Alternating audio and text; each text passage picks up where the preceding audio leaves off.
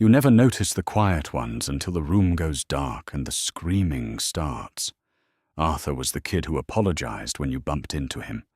But when the Academy's safety grid failed on a Class 9 Deathworld, the universe learned a terrifying truth. Arthur wasn't hiding from the galaxy.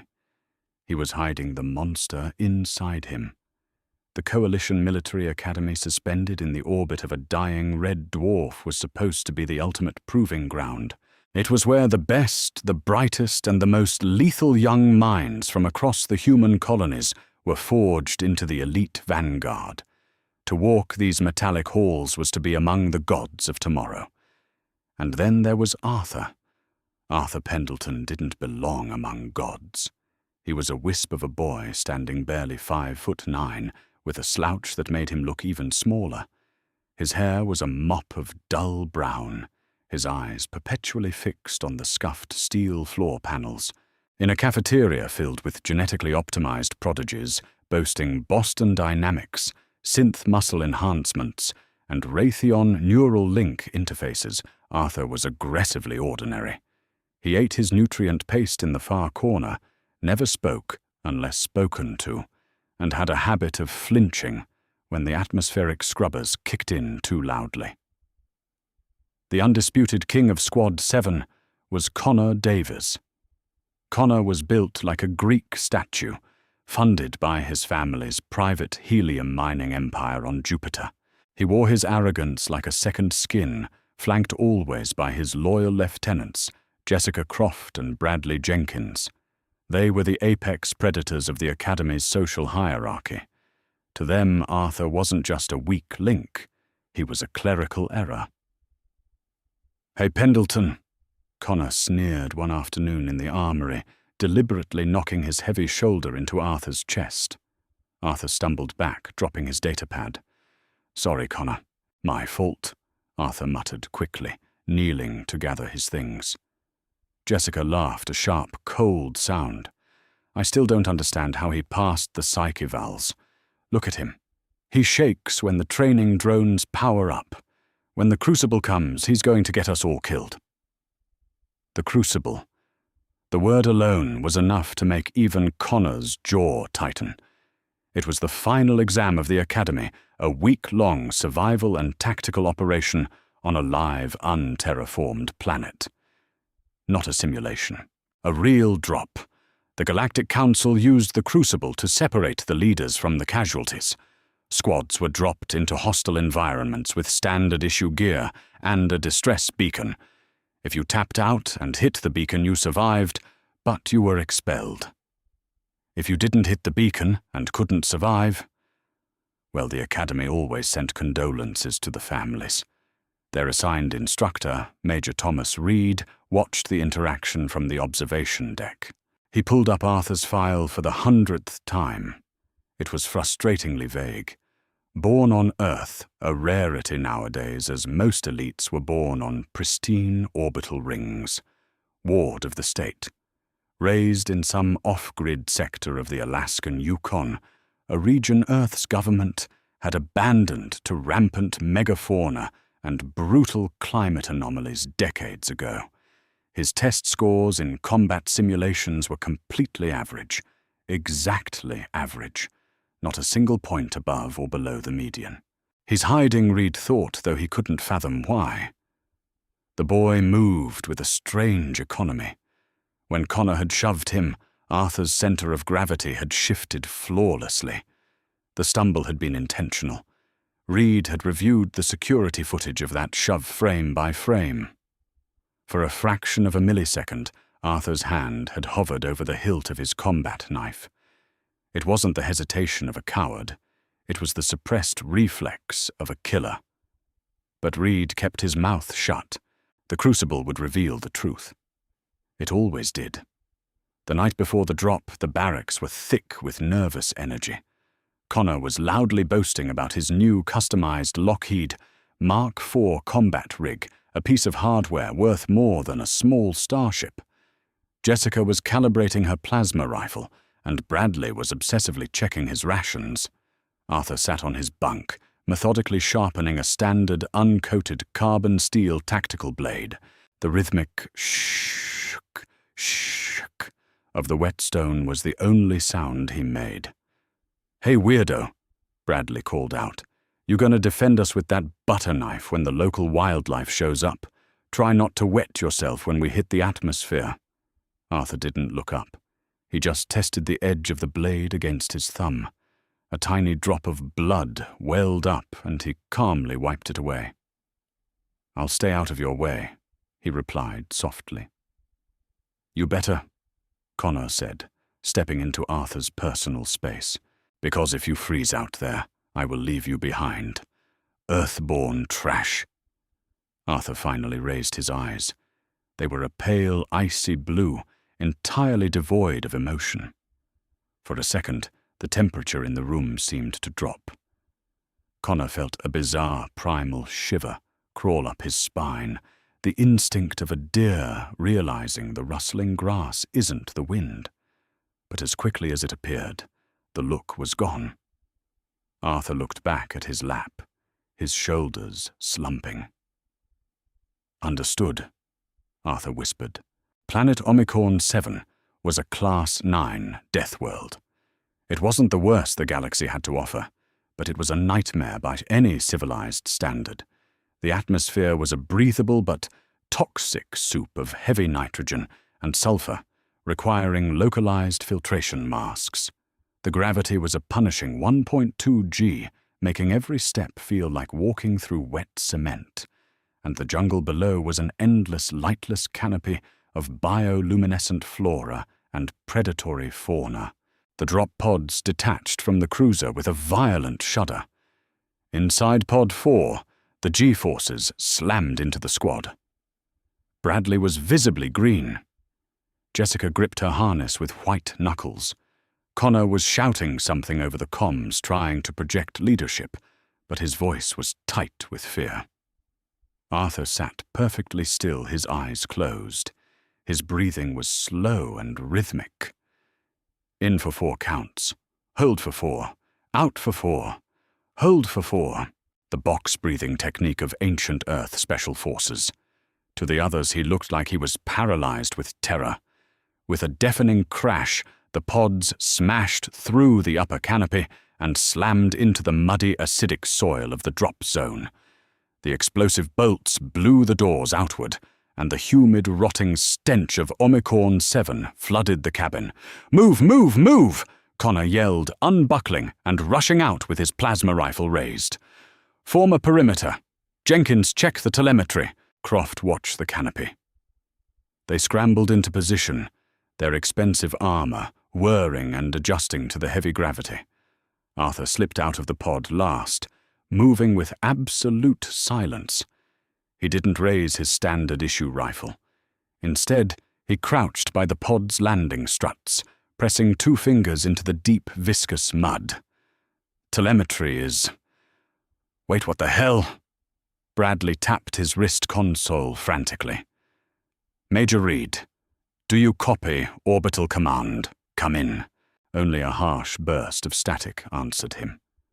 Jessica swallowed hard. "Connor, the safety grid is offline. The distress beacons are dead. There's an ion storm in the upper atmosphere scattering all signals." Connor's face paled beneath his visor. "That's impossible. The Academy wouldn't drop us into an ion storm. It's a test. They're jamming us to see how we react." "It's not a test," Arthur said quietly. The squad turned to look at him. He was still crouching, rubbing the mud between his fingers. He lifted his head, scanning the thick, shadowed tree lines. "What did you say, you little freak?" Connor snapped, marching toward him. "I said it's not a test," Arthur repeated, standing up. His voice had changed. The meek, wavering tone was gone. It was replaced by something flat, metallic, and utterly calm. "The pod's exterior sensors show a 40-degree temperature drop in the upper stratosphere. That's a localized atmospheric collapse. The storm is real. We are completely cut off." "Shut up, Pendleton," Bradley sneered. "Connor, what are the orders?" "We stick to the mission," Connor said, puffing out his chest. "We head north to the extraction point. We survive for 7 days. and keep an eye on the kid he's already cracking." They began their trek into the jungle. The first few hours were grueling. The gravity dragged at their limbs, and the Lockheed rigs, for all their power, were loud. Servos whined with every step, and the heavy boots crunched indiscriminately over the brittle underbrush. Arthur walked at the rear. He had disabled the power assist in his suit legs. It made the trek twice as exhausting, but it made his footsteps completely silent. He was watching the trees. He was watching the shadows. And most importantly, he was watching the behavior of the local insects. They had suddenly gone quiet. "Stop," Arthur said. "Keep moving, Pendleton." Connor barked over his shoulder. "I said stop." Arthur's voice cracked like a whip, echoing through the dense foliage. The sheer authority in it caught Connor so off guard that he actually halted. "What is your problem?" Jessica started turning around. A blur of midnight blue scales and razor-wire muscle erupted from the canopy above. It didn't roar. Predators that rely on ambush don't waste energy making noise. It hit Bradley with the force of a freight train. Bradley screamed as 300 pounds of alien apex predator pinned him to the mud. It was a stalker hound, a six-legged nightmare with a jaw designed to crush carbon fiber plating. Its massive teeth clamped down on Bradley's shoulder, tearing through his expensive armor like wet tissue paper. Blood sprayed across the ferns in a bright, horrific arc. "Fire shoot it!" Connor screamed wildly, pulling the trigger of his plasma rifle. Streaks of superheated energy blinded the squad, incinerating trees and boiling the mud, but he was panicking. He missed the beast entirely. Jessica froze her weapon, locked in her trembling hands, her eyes wide with shock. The beast raised its massive head, preparing to rip Bradley's throat out. Arthur didn't panic. His heart rate, monitored by his internal suit diagnostics, actually dropped from 80 beats per minute down to 60. He was in the zone. The hyper-focused state, born from a childhood, spent surviving the freezing, wolf-infested wilderness of the Yukon. He didn't use his rifle. At this range, plasma would splash and kill Bradley too. Instead, Arthur drew his carbon steel blade and sprinted forward. He moved so fast with such terrifying, fluid grace that Jessica's eyes barely tracked him. He didn't attack the thick plating of the beast's skull. He slid through the mud, driving his knee under the creature's center of mass, and drove the 8-inch blade directly into the soft, unarmored joint behind its secondary front leg, straight up into its cardiovascular cluster. The stalker hound let out a deafening, gurgling screech. It thrashed wildly, throwing Arthur off, but the damage was done. The beast stumbled, black blood pouring from the wound, before collapsing in a heap of twitching muscle. Silence descended on the jungle, save for Bradley's agonizing moans and the hiss of Connor's overheated plasma rifle. Connor and Jessica stared at Arthur. He was covered in alien blood, his face a mask of absolute chilling indifference. He walked over to the dead creature, placed his boot firmly on its neck, and wrenched his knife free. He wiped the blade clean on the beast's hide and sheathed it. "You," Connor stammered, stepping back. "How did you—" Arthur ignored him. He knelt beside Bradley, swiftly opening his medical pouch. He poured a coagulant foam into the massive shoulder wound and injected Bradley with a heavy dose of synthetic morphine. "He's losing too much blood," Arthur stated, his eyes flicking up to Connor. "The plasma fire you just blindly unleashed is going to draw every scavenger within a 10-mile radius. We have exactly 4 minutes to move before we are swarmed." "Who the hell do you think you are taking command?" Connor yelled, his ego violently clashing with his terror. "I am the squad leader." Arthur stood up slowly. He closed the distance between him and Connor in 2 silent strides. Connor, despite being taller and wearing heavier armor, instinctively backed away until his shoulders hit the trunk of a massive tree. Arthur leaned in his icy blue eyes, locking on to Connor's terrified brown ones. When he spoke, it wasn't a threat. It was a simple, irrefutable fact. "You are a rich boy who played war in air-conditioned simulators," Arthur whispered softly. "I grew up in a place where the planet itself actively tried to kill me every single day. Out here, your money, your name, and your armor mean nothing. If you want to survive, you will shut your mouth, pick up Jenkins's legs, and do exactly what I tell you. Do you understand?" Connor swallowed hard. The illusion of his superiority shattered in an instant. He nodded weakly. Arthur turned to the dark, rustling jungle. "Good, because the real hunt is just getting started." The march through the lightless underbelly of Omicorn 7 was a grueling descent into hell. The 1.2 G gravity, combined with the suffocating humidity, turned every step into a monumental exertion.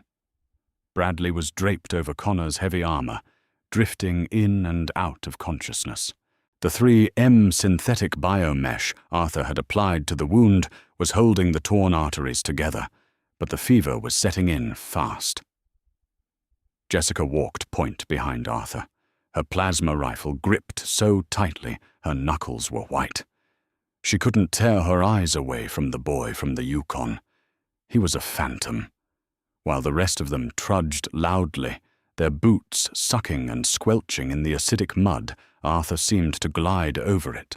He had stripped off his bulky exterior plating, opting for the minimal carbon weave undersuit.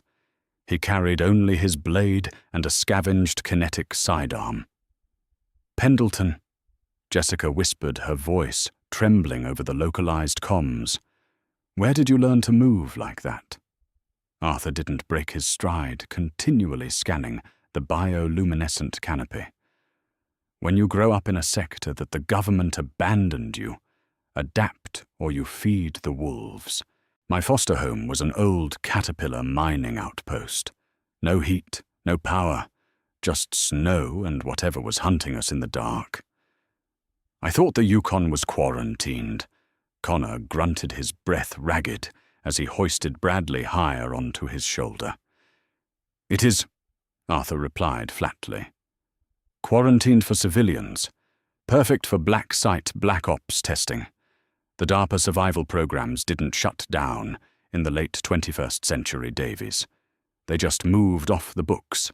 They took orphans, tossed us into the deep freeze to see what the human body could endure before the mind snapped." Connor stumbled, nearly dropping Bradley. You're a lab rat."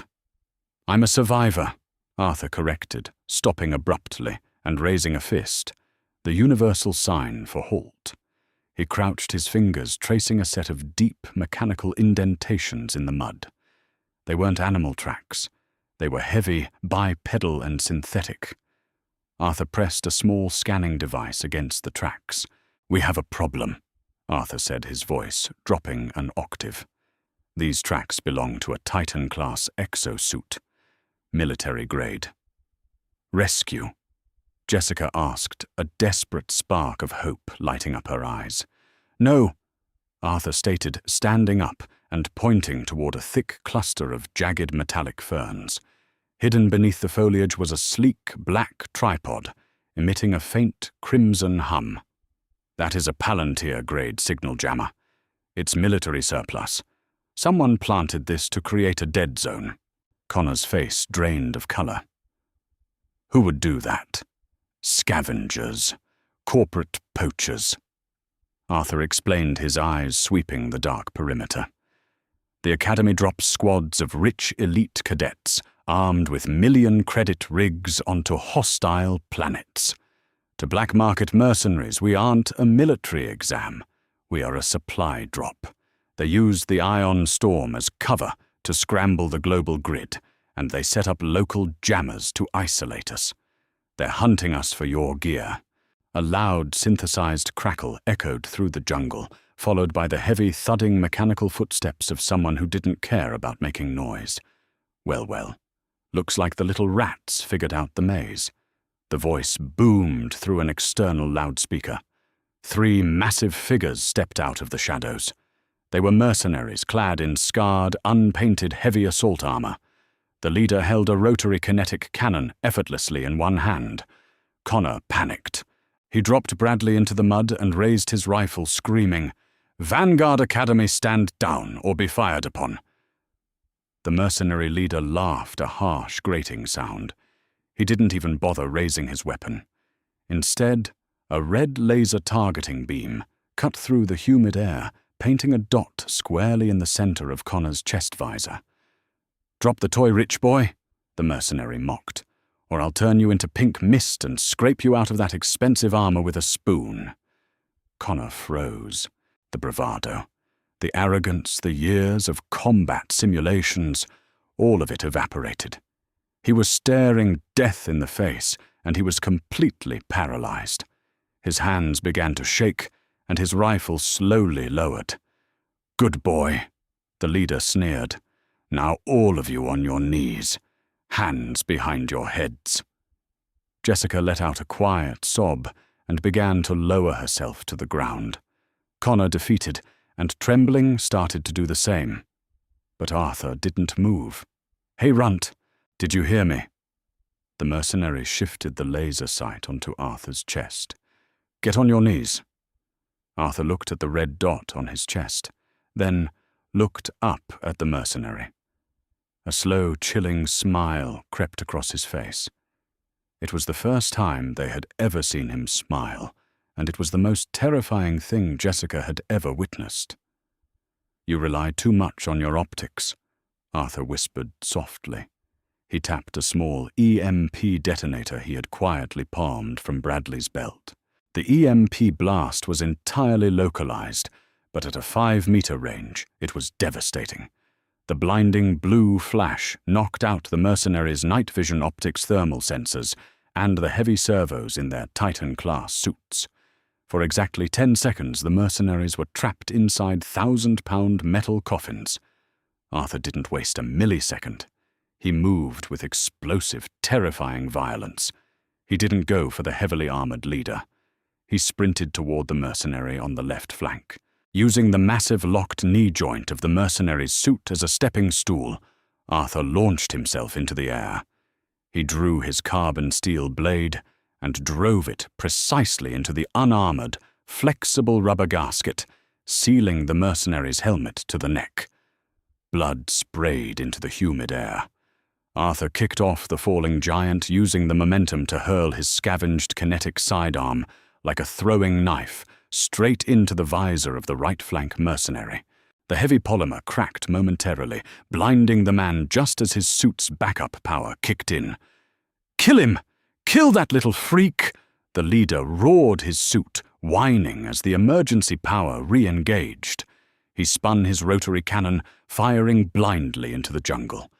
Entire trees were shredded into splinters, dirt erupted into the air, and deafening gunfire drowned out the screams of the jungle. But Arthur was already gone. He had vanished into the shadows of the canopy like a ghost.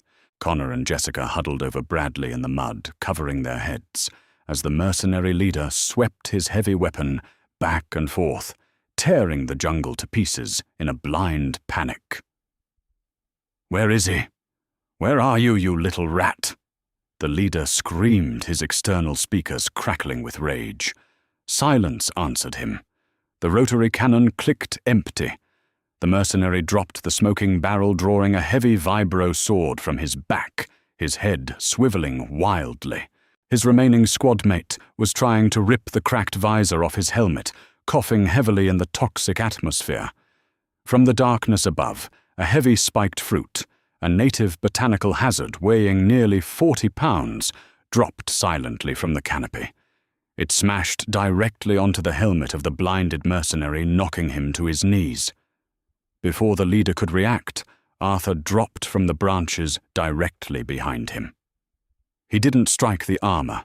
He wrapped a length of high-tensile microfilament wire, scavenged from his own pod's parachute lines, around the mercenary's neck seal. Arthur planted his boots squarely into the back of the mercenary's suit and pulled backward with everything he had. The wire sliced cleanly through the protective gasket, biting deep into the flesh beneath. The leader dropped his sword, his hands flying to his throat in a desperate attempt to stop the garrote. He thrashed his heavy armor, stomping wildly, trying to dislodge the demon clinging to his back. But Arthur held on. His expression was a mask of cold, mechanical efficiency. He wasn't fighting out of anger. He was executing a pest. Within seconds, the massive mercenary collapsed into the mud, his thrashing slowing to a final violent twitch before going entirely still. The jungle went dead silent again. The only sound was the heavy, ragged breathing of Connor and Jessica. Arthur calmly unwrapped the bloody wire, letting the massive corpse slump into the dirt. He walked over to the last remaining mercenary, the one struggling with the cracked visor. Arthur kicked the man onto his back, placed the barrel of the mercenary's own dropped sidearm against the cracked glass, and pulled the trigger without a flinch. It was over. 3 heavily armed veteran poachers, wiped out in less than 2 minutes by a boy wielding scavenged wire and a basic tactical knife.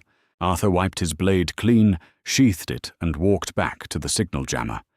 He smashed it to pieces with the butt of the heavy kinetic rifle he had just retrieved. Instantly, Connor's wrist console lit up like a Christmas tree. The comms flooded with static, then the frantic voice of Major Reed. "Squad 7.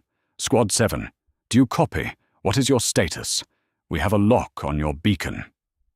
Connor stared at Arthur, the boy who sat in the corner of the cafeteria, the boy who apologized for being bumped into, the boy who was now standing over a pile of dead mercenaries, his icy blue eyes staring blankly into the jungle.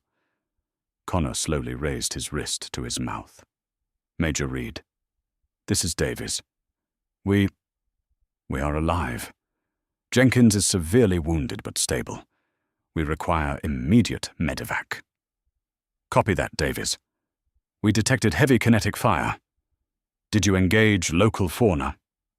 Connor swallowed the last remnants of his pride. He looked at Jessica, who nodded slowly. "Negative, Major."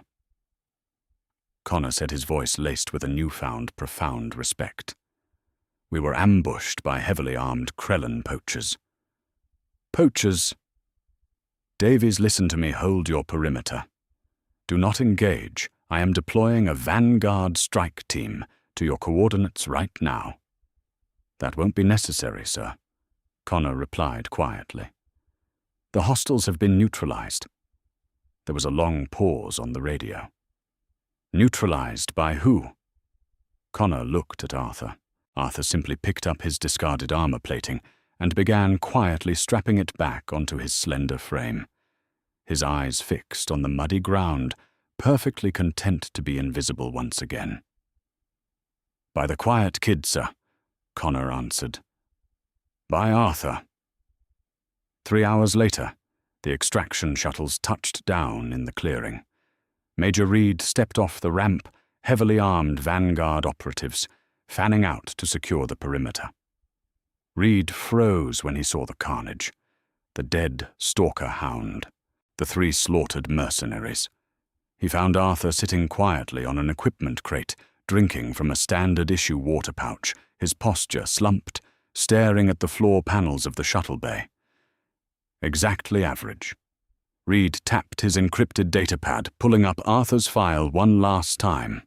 He finally understood why the Earth government had hidden the boy's true metrics. They weren't hiding his weakness. They were hiding a weapon. In a galaxy filled with enhanced, genetically modified super soldiers playing by civilized rules, humanity's ultimate trump card was a ghost forged in the darkest, coldest corners of Earth. You never notice the quiet ones. Not until the safety grid fails, the monsters come out to play, and you realize the quiet kid is the biggest monster of them all. If you enjoyed this descent into the dark side of human survival and the untold grit of Earth's apex, Predators don't leave us hanging in the void. Smash that like button, share this story with your fellow sci-fi enthusiasts, and subscribe to the channel for more epic HFY tales. Your support fuels our signal across the galaxy and helps us bring more thrilling stories to life. Hit the bell so you never miss a drop. Stay safe out there, cadets.